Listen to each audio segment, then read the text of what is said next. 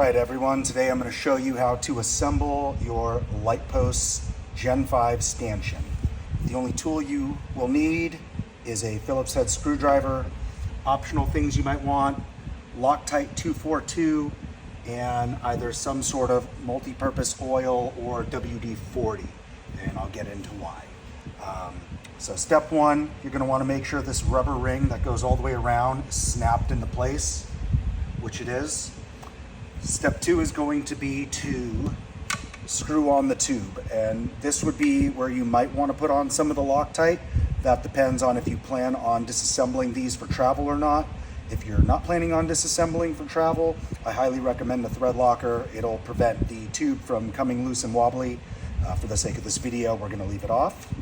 You're just going to take it, hold up the USB cables, and give it a twist until it can't twist any further. All right, that's nice and tight. At this point, you're going to want to remove the Velcro from the battery pack. And you're going to want to place it pretty much right in line with one of the cables on either side. Okay. This is the point where it's best to pair your remote with your stanchion, but we will do that later at the end of this video. So for now, we're going to plug this guy in. You're then going to want to take your base cover, slide it over the top. You're then going to want to take your rubber sealing grommet, place that over the top as well.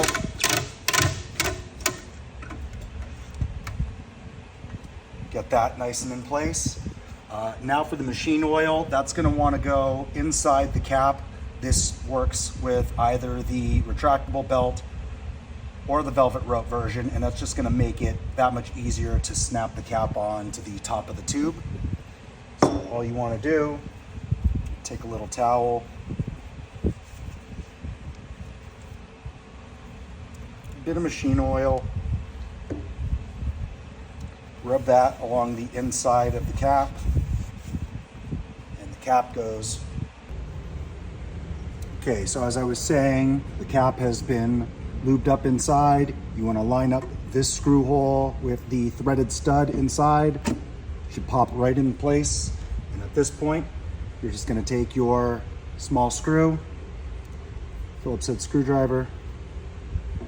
Again, there we go. You want to make sure that's lined up with the hole. And in it goes.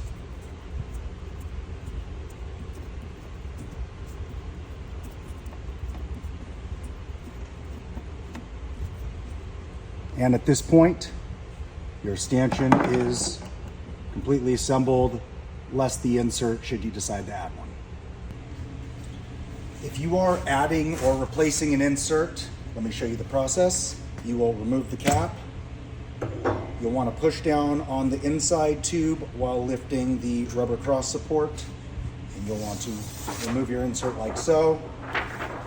In order to put in the new one, you can just roll it up.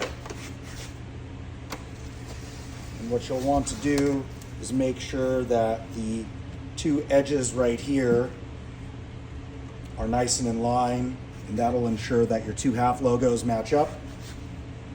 You'll then want to reinstall your rubber cross support and pop your cap back on and use the small screw to secure the cap, and that's it. Okay, as I said, the best time to pair your 4-channel remote is while the cover is off. The way you're going to do this, you're going to take your remote, decide which channel you want it on, 1 through 4. You're going to push the top of the channel. In this case, it's channel 1. And you're going to plug in your battery. That quick flash means it's paired to channel 1.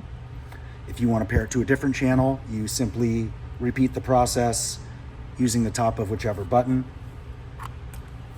Determine that it needs to be unplugged for a couple of minutes. We're going to go to channel 4, hold the top of that, give it a plug in, And there we go. Now it's paired to channel 4. You can have it in any channel on one remote and also on a different channel on a separate remote. So it could be channel 4 on this remote, channel 1 on a separate one. Allows you to do grouping if you'd like to do that. As far as the features go, to turn it on or get solid white, you're gonna also hold the top of that button. So on channel 4, that's how we get solid white. To get your colors, you can toggle through the color wheel. On solid colors, you can use the dim function to toggle through the animated settings. You're going to hit the M button, and you can speed these up and slow those down with the S.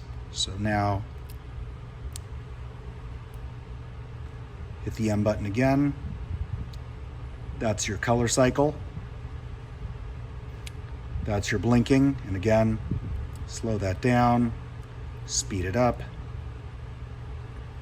M button again, that's your strobe light.